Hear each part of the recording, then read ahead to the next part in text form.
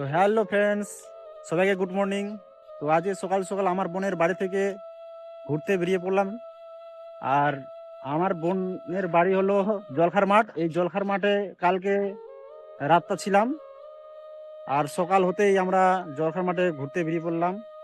আর এই জলখার মাঠ আগের মতো নেই। এই জলখার মাঠ হচ্ছে এখন শহরের মতো হয়ে গেছে, কারণ আগে ছিল শ্মশানের মতো জায়গাগুলো, আর এখন 5 বছর পর এসে দেখছি পুরা শহর শহর লাগছে। তো সবাই তোমরা আসবে মায়াপুর মায়াপুর ধাম দর্শন করতে। মায়াপুর ধাম এত সুন্দর একটা জায়গা, মানে আমাদের পশ্চিমবঙ্গ রাজ্যের মধ্যে এত সুন্দর একটা জায়গা তোমরা কল্পনা করতে পারবে না। জায়গা ছোট হতে পারে, কিন্তু দেখার মতো বহুত জিনিস আছে। তো তোমরা সবাই আসবে মায়াপুর ধাম দর্শন করতে।